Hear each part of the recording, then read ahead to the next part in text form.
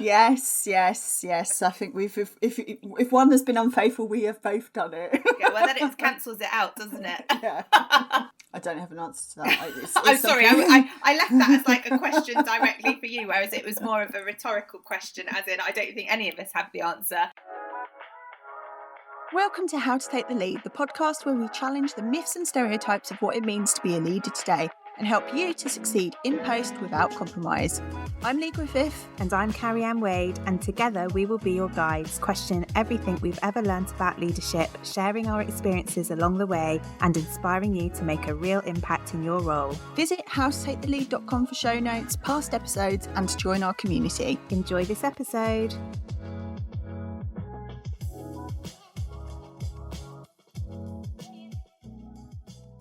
So, we're back. Hello. Yay. Another series 4. We've made it. I've missed this. I feel slightly under-prepared and quite rusty. Yes, rusty's the word I would use. I'm feeling a bit rusty. It feels like ages since we've done a How to Take the Lead series, so I'm very excited to be back for series 4 and having these regular chats with you. It feels like I've missed out on my therapy. Yes. So housekeeping stuff. Not much has changed, I don't think. So if you're new, you've just found us, remember to hit the follow button so that you get all the future episodes. We've got 10 episodes planned for series 4, so lots of good things we're going to be covering. We're on YouTube again this series, so hello to people who are watching, and again, hit subscribe, follow. I can't keep up with all these buttons and which is follow, which is subscribe, so just do whatever it tells you on the app you're listening or watching in. And I'm sure that will serve you really well. Absolutely. And we're still over on Substack. We made a few changes. We've got some different content on the go over there. So do join in that community if you fancy hearing more outside of the episodes from us, but also joining in the conversation and catching up with some like-minded leaders over in that space. Yeah, it's a nice little, it feels like we're almost like back mid-noughties, when everyone was on like the blog roll, the bloggers, that's the Substack vibes, I'm thinking, yeah. Nice vibe. I was going to say, back in the 90s, gosh, you're throwing us back quite far now. We don't need to get back into the vintage retro chat. Although I'm wearing my Labyrinth t-shirt, so that is proper vintage. Impressed. You've gone t-shirt, I've gone jumper. I'm checking in on the autumnal vibes, although I'm not sure I quite need them today. We're covering all seasons. We are. Yeah, with the podcast for all seasons. Love it. So what's been happening? We finished the last series in June, so it's been a couple of months. What's been going on in Carrie-Anne land? What's been going on in Carrie-Anne land? Obviously, the day job is still going on. Lots happening in that space, absolutely, and lots of leadership lessons, I'm sure, that will come into future episodes in this series. I launched Behind the Bob, Diary of a Comms Director, which is the other, I feel like I'm cheating on us, the other podcast, which has been brilliant. I interviewed some fabulous communications leaders over there with a particular focus on how to attract new talent into our profession as communicators and how to increase diversity. So again, there might be some common themes across the two. It's been, I have to say, I've been listening, even though I've stepped away from my day-to-day comms job. It's still, if you work in the field of communications, and if you are really invested in wanting to progress in your career, I do highly recommend you give that one a listen, because I think you've got some great people who've kind of been working at different levels, actually, not just senior people. You've got people at different levels that you talk to about their career journeys and also how you kind of change the status quo. So it does feel very true to the How to Take the Lead brand as well. Oh, fab. I'm glad there's some crossover and it's not just this weird other podcast that I'm cheating on us with. So and I've been really keen not just to interview and talk to people who are already in senior leadership positions with my bunny ears, because I do believe you can lead in lots of different ways. So it's been really nice to talk to people who are much earlier on in their careers but already demonstrating that kind of leadership and aspiration for the future, which has been brilliant. And then I'm currently running my Thrive programme, so I'm working with some brilliant comms professionals there, helping them to get more comfy in terms of what they want next for their careers and stepping up and thriving as comms professionals. So yeah, it's been lots going on, but I've missed this, so I'm glad to be back. And talking of being a podcast cheat, Lee, I think there might have been some other stuff going on with you as well. Yes. I think if one has been unfaithful, we have both done it. Yeah, well then it cancels it out, doesn't it? Yeah. So tell us more. So I've also launched a second podcast called Leaders with Impact, and I suppose it feels, I call it almost like the cousin to How to Take the Lead, because for me it feels like that is the podcast where I prove it's possible that you can do things differently.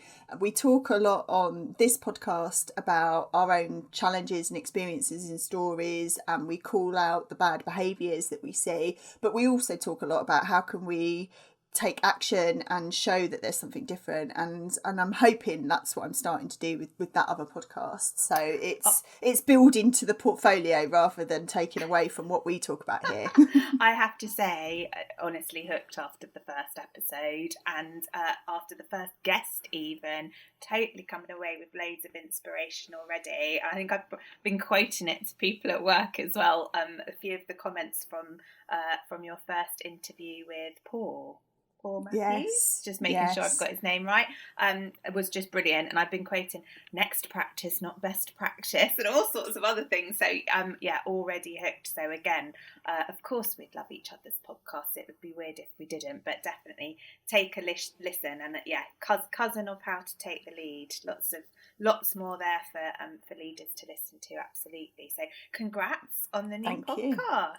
Thank you, and to you too. But we are still very much How to Take the Lead in. This is still our kind of firstborn baby, isn't it? So it is, and actually, how exciting that over the summer we have been working with some clients. So we've actually been collaborating with each other outside of the podcast in the How to Take the Lead space, which has been brilliant. So doing some benchmarking and research in the leadership space, and also I've got a workshop on the horizon. So very exciting. Yeah, it's been nice to I suppose do things outside of doing the podcast and just take that collaboration a little bit further, but still being true to the conversations about leadership and how to lead differently and showing up where leadership perhaps isn't working. So that feels very consistent. Absolutely. And I have to say, as much as we might have been a little bit unfaithful with our own new podcast launches, I still feel like we're very much together, given that we've been working and collaborating outside of the podcast. So hopefully only good things to come.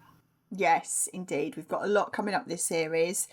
Today's episode is, I suppose, a bit of a check-in on what's been happening since we last spoke, what's been happening in the leadership world, where we think things are going to go in 2024 and all of that kind of stuff. And then from next week we'll get into the meat of the discussions with some more focused topics.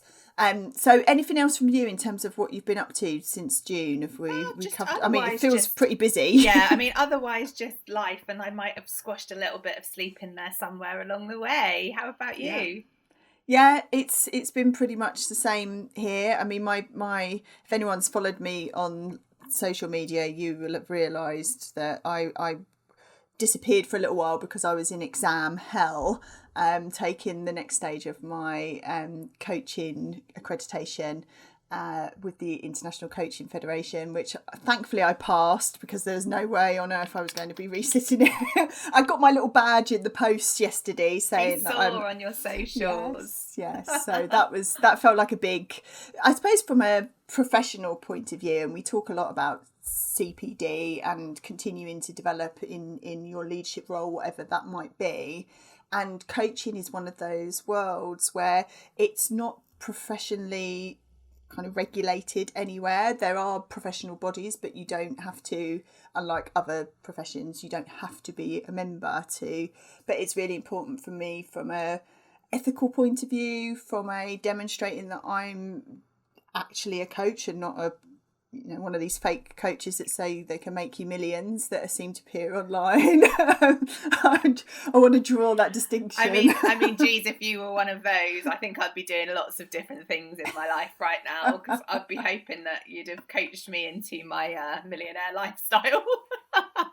Well, I think that's the whole point. They promise that they take your money and then you don't get anywhere. So so it's been important to me to continue, even though I've changed my career path since I left the corporate world, that I still continue with my development and stuff. So that's been a big focus for me over the summer, as well as my client work and podcast and all of that kind of stuff.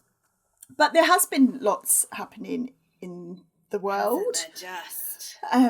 I suppose we need to acknowledge the tricky, more than tricky situation, but the troubles that there are at the moment, the war still ongoing in the Ukraine, the issue with Israel and Gaza. It's felt pretty heavy for the summer period, and I know people I talk to online, leaders I speak to, a lot of people are questioning how they should be showing up and responding in times like this. Yeah, and it would be remiss, wouldn't it, of us to record this episode and not mention it. And like you say, yeah, the fact that it feels hard to describe it in an appropriate way. We started with tricky and we're like, no, it's beyond tricky. It's, absolutely, awful scenario that's happening. Not just in Israel and Gaza, but in Ukraine. And I think that is what proves problematic sometimes for leaders to know how to pitch their communications, and they start asking themselves and their leadership teams the questions around, do we acknowledge it? But if we acknowledge it, but we're not knowledgeable about it, what does that look like? What support are we offering to people who might need it? Are we able to do that? Is it appropriate to not say anything? And I think that does cause a lot of I don't know what I was going to use the word conflict, which seems really inappropriate to use in this scenario, but a lot of inner turmoil around what's the right thing to do here. And if I'm honest, I don't think there is a right thing to do. I think it has to be a judgment call for sure. And interestingly, in the space that I operate in with Cat's Pajamas as a small business, I've also seen come up there a lot small business owners saying, is it the right thing to still be out there trying to promote my business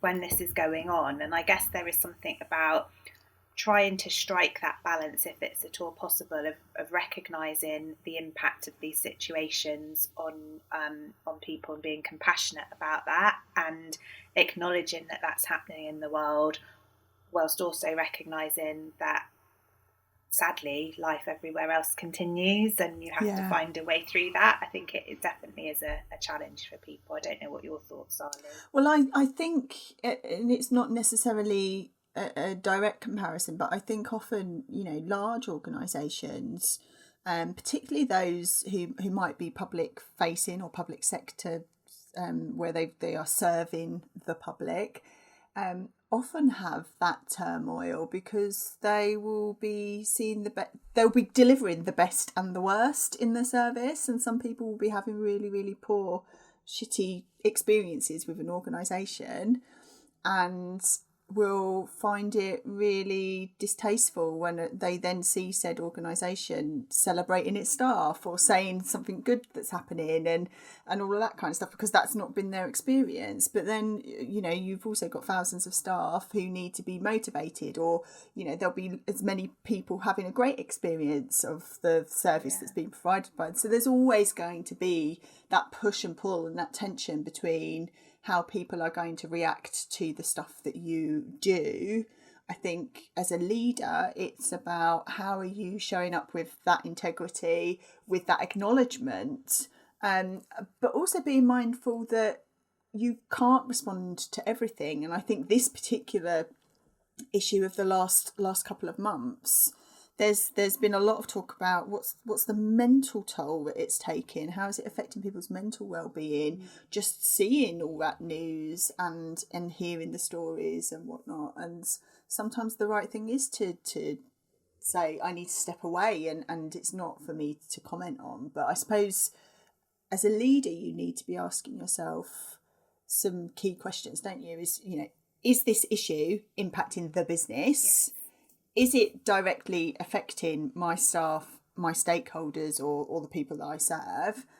And how does it align with what I stand for? Because, if you're on a platform saying you stand for X, and then you don't comment when something happens that's directly related, then that integrity gap is there, isn't it? So I think those are the markers and things you should be sense checking with your network. Yeah, absolutely. And that point about what's important to your stakeholders is one to listen to, isn't it? And I think it's interesting you mentioned that, particularly a public sector dynamic where actually, I think there's a sense of remaining apolitical, as it were, particularly when you work in the public sector field. And actually sometimes that can also add a different dynamic to should we be commenting on this, because it feels hugely political. I think sometimes then as leaders you have to just be really thoughtful about how you communicate things. So in my organisation we have got staff whose families are impacted, as are our communities, by the situation that's happening in Israel and Gaza, and we had the same thing with Ukraine and Russia. And it's very easy, I think, sometimes to get pulled into the narrative that's playing out in the media. And an example I would give would be in the situation around Ukraine and Russia. Our organisation felt it was the right thing to do to acknowledge that and demonstrate what support was on offer for people in our organisation who were impacted. And initially the whole focus of that was about Ukraine, and we had to say, well, hang on a minute, we'll have people who work here and who live in our communities who are of Russian descent and heritage. So actually we need to acknowledge that in a thoughtful and compassionate way as well. So I do think there's so much nuance in it, but I absolutely agree with your point that it's about acting with integrity, isn't it, and understanding what's the impact on your organisation and your stakeholders, and then trying to make an informed decision from there.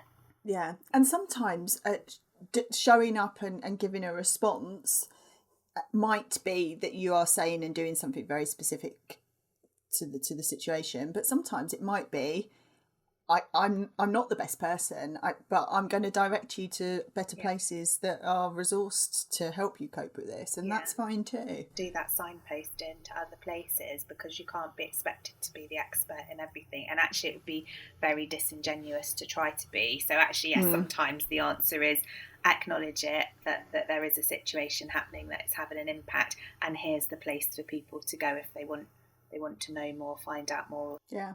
So what else has been going on? I mean, politics, we often touch on that. It's been political conference season. I was going to call it political silly season, but you've been much more diplomatic about it, hasn't it, Just? Can I just say up front, one of the things I've absolutely been loving about conference season has been on Laura Kuenssberg on, is she Saturdays or Sundays? I can never remember. Sunday. Maybe it's Sunday. The word clouds. Presenting the word clouds back to the leaders of, we asked this many people what they thought of you as a leader, and here are the words that they honestly seeing people's reactions when quite a lot of them have just, I think on Rishi Sunak's, my favourite was massive font rich. Yeah. I just honestly, so that's been a delight for me.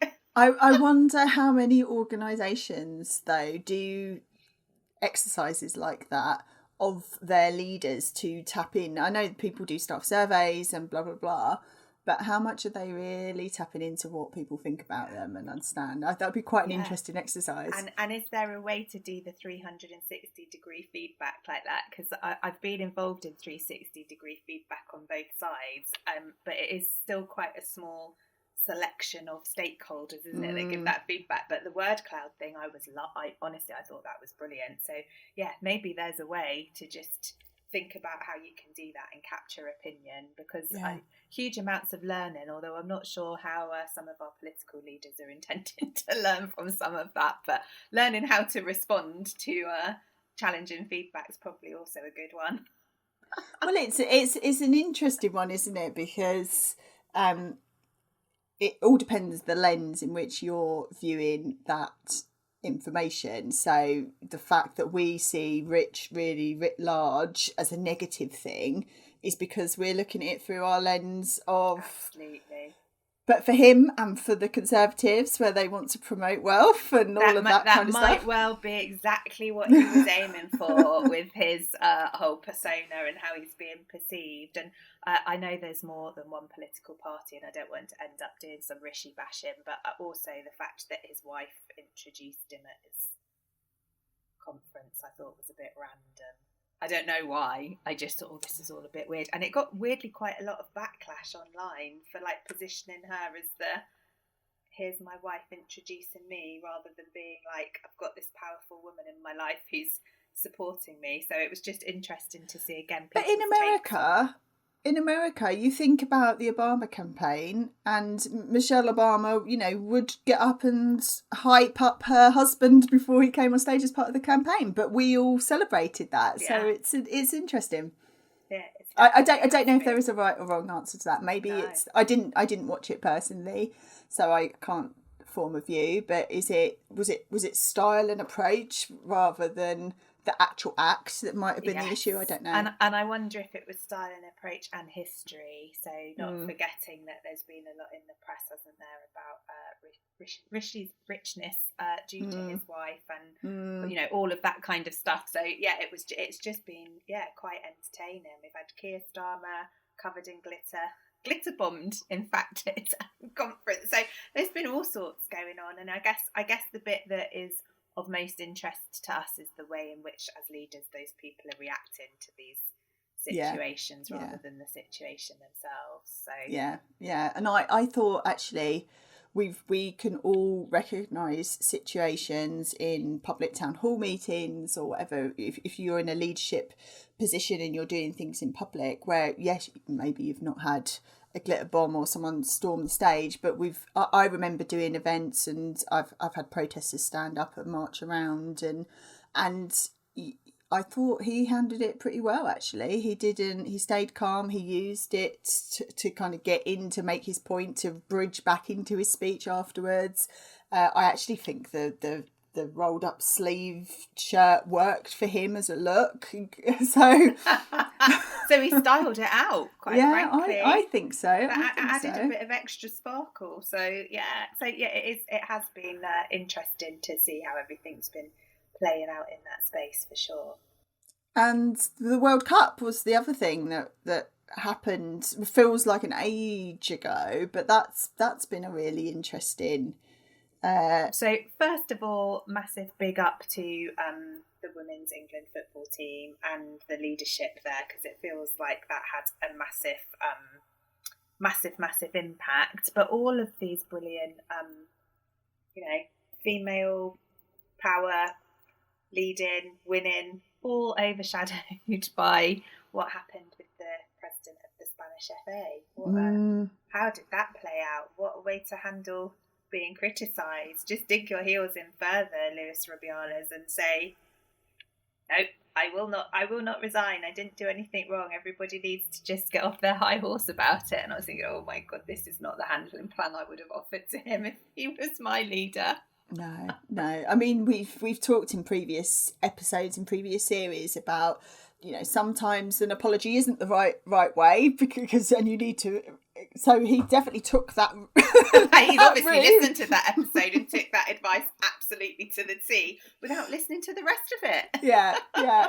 So I think that with the evidence writ large, and even if he, for whatever reason, still felt he didn't do anything wrong, not picking up on the tone of the reaction, it was in and of itself quite poor. So anything else leadership wise that's been happening that we've missed or would have been talking about if we were on air? Oh my goodness. On air. I know, look at us. Oh God. How we've got lofty as the series have gone on, hey? I don't know, I think we've covered sport, we've covered politics, politics is included in the talking about conflict that's happening across the world. But again, it's interesting how the things that we talk about stick out because of some sort of negative reason mostly. Yeah, I mean, we've managed to get a few positives out of, big up the women in the Women's World Cup and thinking about how Keir Starmer's responded to being glitter bombed. But in the main, it's mostly, again, been the bad stuff that stuck out, it feels like. Yeah, but is that true to life? And I mean, there's the evidence, isn't there? People complain more than they give positive feedback. So that is the thing that will stick on people's minds. Maybe we'll get onto this in a minute, but yeah, there does feel a sense to me that whilst it's that one step forward, two steps back. That's how I'm feeling at the moment with certain things, particularly in the leadership world. I can see progress in certain areas. We talked a bit about my other podcast a bit earlier in the show, and that is absolutely me trying to prove it's possible to do things in a different way. And I've been able to talk to some great chief execs who are leading in this kind of modern, forward-looking direction, but it's still hard. There's still a lot of things, and it's that constant. You've got to go further and longer. It's like a battle, isn't it? It's like having to keep pushing rather than it feeling like it's a more natural course of action. But we will get there. We will get there. And you're absolutely right. You've got the proof. You talked to the proof that we have got leaders who are being more modern in their outlook and more compassionate and acting with integrity and not being stuck in that old stereotype of leadership. So the more we see examples of that, the better, I think, for us in terms of how we feel about the state of leadership today. So back in the beginning of series 2, I think it was, so that's like 2022, and that is like 2 vintage. years. Yeah, vintage vintage. We did a review of leadership episode, and we're kind of in that territory with what we've been talking about already today, and we did it with the lens of a report that we'd done not that long ago at the time around the modern leader, and we wanted to see how aligned it felt with what was happening. And it feels like it's a good time as we enter series 4, as we get to the end of 2023 and we look ahead to 2024, that we revisit that a little bit, and maybe do it with the view of what does action taking look like, because that's been really important to us. So we said, I went back in the archives. Look at us now, we've got archives and everything. Makes me feel really proper. It does, yeah. So we said in that episode that the role of leaders in speaking up on things that mattered was going to be something that was super important, and obviously the latest trust reports that came out earlier this year still shows that that's something that really matters to employees, particularly the younger generation. We started this episode by talking about some of the challenges of leaders knowing what they should be saying about some of the stuff that's happening in the kind of current affairs arena at the moment. How well do you think organisations are stepping into that role of being advocate and spokesperson? I think in my own personal experience, it is happening. I'm not sure it's consistently happening. I would say my own reflections, not just in terms of like the organisation that I work in. Obviously, I touch on work with lots of different organisations through my day job, but also through the business. I think quite a lot of it is, my perception is, a lot of this is weirdly personality dependent. So if you have leaders in your organisation whose personalities are more inclined to be empathetic and compassionate and open and communicative, then I think it happens more naturally for your organisation.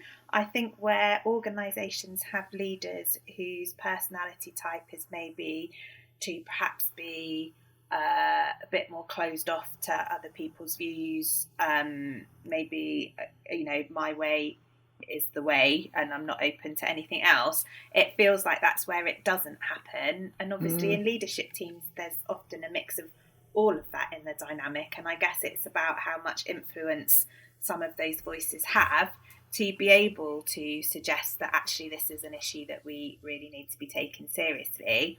The other bit for me that I still think a lot of organisations are not doing enough of, and we've talked about this loads, and I know it's something you're really passionate about, Lee, is that engagement piece, that listening and truly engaging. So actually, do organisations genuinely understand what is most important to their employees, to their customer base, to the people that use their services, to their communities, in order to make some decisions and plan for how they might speak up about those matters that count. So I still feel like there are organisations that are doing a bit guesswork in that space and then maybe not quite hitting the mark. So that's my kind of overall perception of how things have been going, particularly this year in my experience. I think that word inconsistent is spot on, really, because I think you do see it, but you see it's almost like one of those pick your own adventure books. So people are picking and choosing what they decide they speak out to, as well as the personality politics, and I say politics with a small p, not the kind of national stuff that we've been talking about. But there's that thing, what would look popular if I talk about this versus not. And I think there still are too many instances of big issues that just aren't being tackled or being sidelined for something else. And we've spoken even in the last series of instances where the leadership of certain organisations or across the sector should have done much better in speaking up on things that had happened and just didn't. So I do think, but as you say, the point around listening and engaging, if they did that and they really understood, then they would, I think, be talking about these things a lot more. So I do think there's a long way to go on that. But the appetite and the view of employees, of communities, etc., is absolutely still that they see their local leaders, their local business leaders, their local organisations being the mouthpiece that can make change happen. So you've got a really important responsibility. And I think that voice potentially is getting stronger, isn't it? That expectation, actually, I feel like it is getting stronger from those people that are stakeholders to your organisation, actually having those high expectations of you. That definitely hasn't dwindled. In fact, I think that's grown. I guess it's now about really seeing how leaders and organisations are responding to that. And that will be, that's the proof in the pudding, really, isn't it? I suppose, like, are people, like you say, genuinely listening and engaging with that groundswell of voice, or not? And I think there are, interestingly, sectors that do that really well. So if I think about the charitable sector, for example, I think they have to do that because actually the models in which they operate as a business relies on that really heavy level of engagement and people making donations and proving that they've made a difference and had a voice. And I don't know whether some of that happens to be more aligned with maybe a stronger sense of purpose about what your organisation and your strategy is about. But I do see that maybe happening a bit more in that sector, perhaps compared to others. So, yeah, interesting. Yeah. So the report also, we talked about some of the skills that we thought that leaders needed to lean into more in that kind of future look space. So it was being values driven, prioritising their well-being, being adaptable. Do they still feel relevant? And again, do we think we've seen much progress in those areas? I do think they feel relevant still, actually, and I think probably what's playing out in society particularly means the sort of well-being element still feels really strong. I guess when we did the research report and we asked people, we were sort of in that pandemic-y space still, weren't we? So I felt like well-being probably had a huge focus then because of that impact. But actually what we've seen is lots more things happening in the world, some of which we've talked about today, but, cost of living, the current affairs stuff that we've talked about play out. And I think they are all having an impact on people as human beings. So for me, I feel like the well-being thing is still really important. I'm interested in the adaptability bit, and probably from an employee point of view, maybe more so than other stakeholders, because it's been quite interesting that we had a period where leaders and organisations were talking about being hugely adaptable and flexible in terms of ways of working, ways of leading, ways of operating in their business, in their organisation, as a direct result of the pandemic absolutely changing everything. And I think I've been quite surprised this year in particular at seeing a bit of a shift back to those pre-pandemic ways of operating, which feel less flexible and less adaptable, and moving a bit more into that space of, if I can't see you, I don't know if you're really doing what you're supposed to be doing. So I'm intrigued to know why potentially, I mean, I'm just saying this, I don't know, I haven't got the evidence to back this up, but potentially is that a lack of trust between leaders and their wider organisation? And if so, like, what's the dynamic that's made that happen? Because it felt like actually people were telling us as leaders that we want that flexibility, we want to be able to juggle life demands with work demands, we want to do a really good job and deliver, but we'd really like you to give us that level of like flex and help be adaptable as a leader to those changing dynamics in your organisation. And it does feel to me like that's taken some steps back and shifted again. Yeah, I completely agree with that. And I wrote down trust as you were talking, because I think that is I don't think, not in the main, and again, I've spoken to people where they absolutely are and have been pre-pandemic of that mindset of you need to let people work in the conditions that you're going to get the best out of them. But there are a lot of organisations that have reverted back to, if they're not in the office, they're not doing the work I need them to do. And it does feel, it does feel like we're going backwards. But then also I'm noticing that I suppose it's this generational gap. It's widening because the companies are trying to get more people back into the office. Even those that were really tech driven and progressive have Zoom being an example. The irony where they've said we want people to start coming back in. But the workers aren't so keen.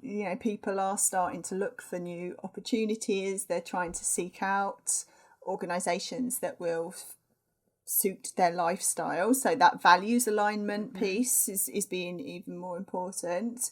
I think people are voting with their feet a little bit more. And I wonder, as we go forward in 2024, what that's going to look like for organisations, some of whom are already struggling to recruit in certain areas.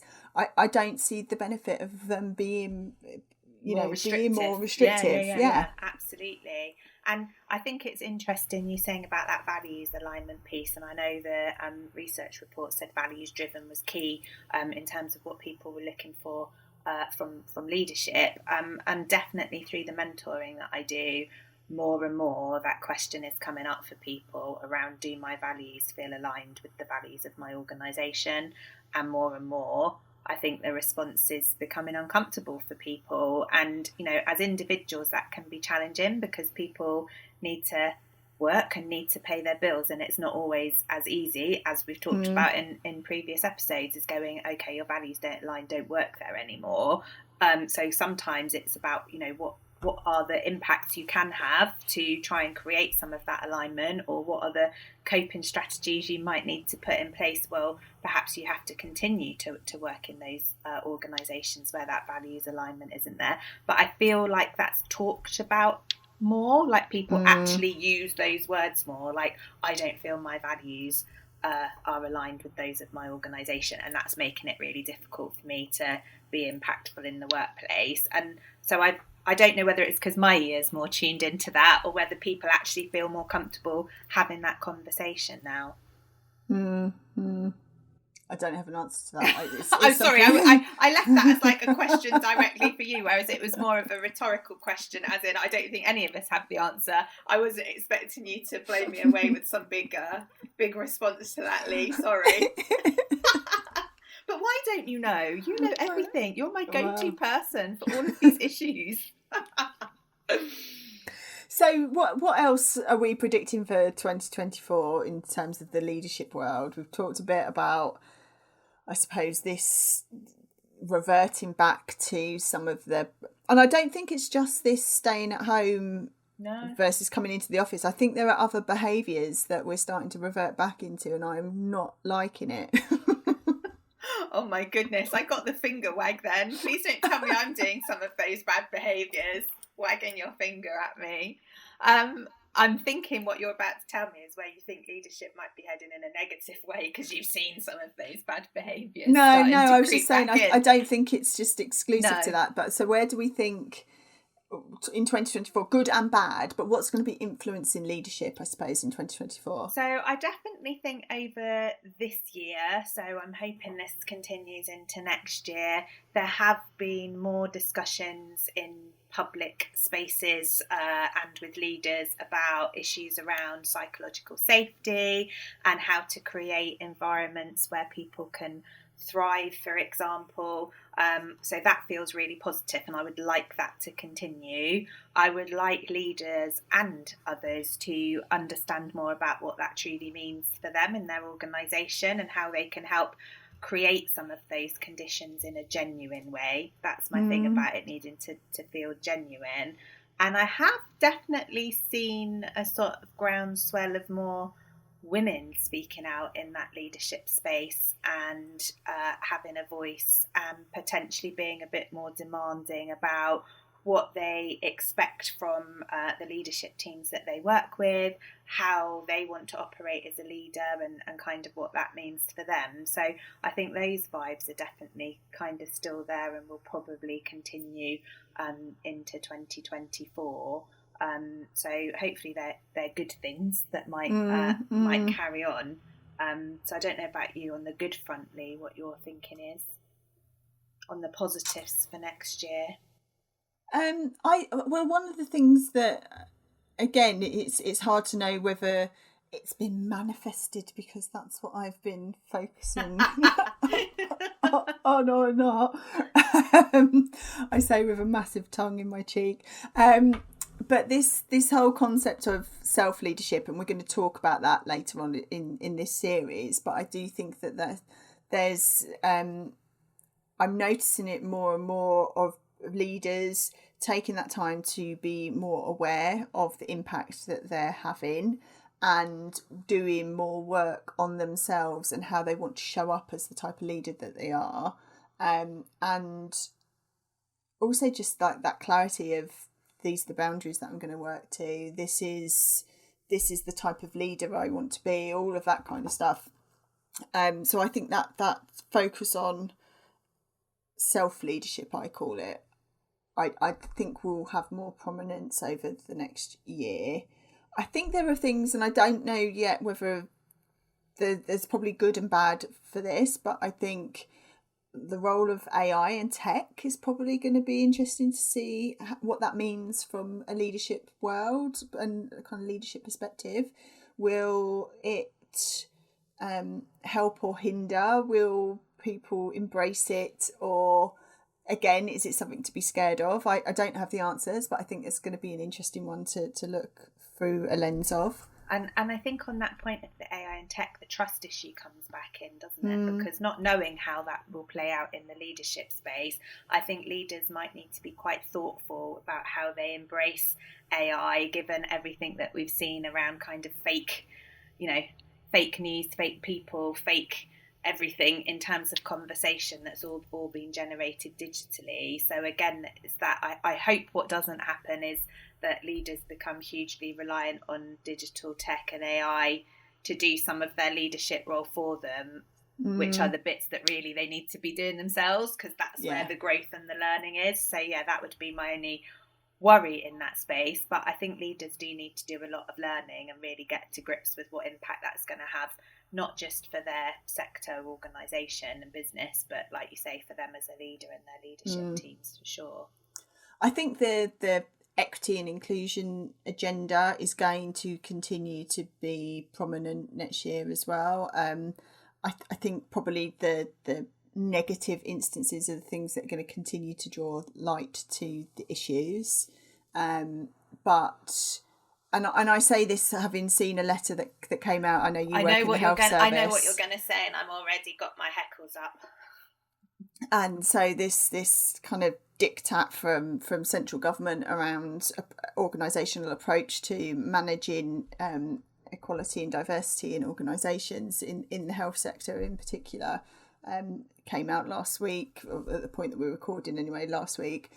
And again, feels like it's a backward step and not being sensitive to some of the real issues that underlie the health service in particular. But I do wonder whether, again, is that going to set a tone for elsewhere? Yeah, absolutely. And yeah, there's something, I think that's that thing, isn't it, about tone of leadership. What's that going to be like? And it feels like we've talked about it already, some of that more hierarchical command and control, old-fashioned stereotypical leadership stuff seems to be bubbling back up to the fore. And it's about how to, our task, obviously, because this is what we're all about, is how do we stop that taking prominence again? And I'm not sure that just the two of us are going to be able to do that by ourselves, but hopefully with our listeners and our wider community we can challenge some of that. But it is interesting to see that sort of slipping back in.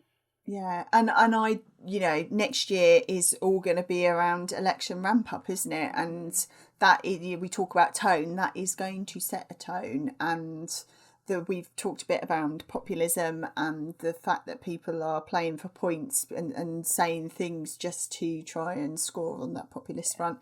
That is just, we know that that's going to be a theme of the election, certainly by some parties, not necessarily all parties.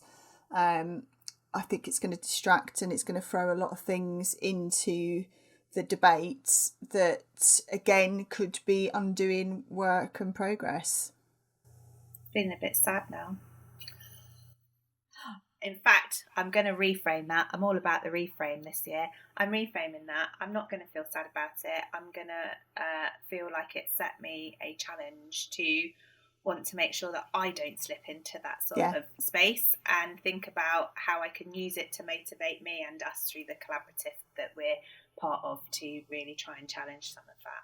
So reframe, sad to start with, positive opportunity to challenge now.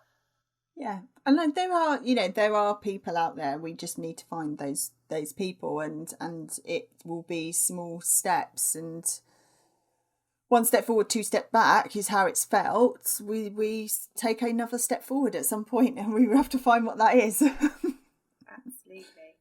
So I think we've wanged on for 45 minutes. We've shared some very insightful thoughts and comments about leadership today, aka wanging on. We've been wanging on our soapbox again. We're back. Did you miss us? So we've got lots of things. I'm sure what we've been talking about today, we're going to be touching on in the coming weeks as we delve a little bit. We're going to do a deep dive into some of these. For those who are listening, not watching, you won't have seen my extreme eye roll that I did then.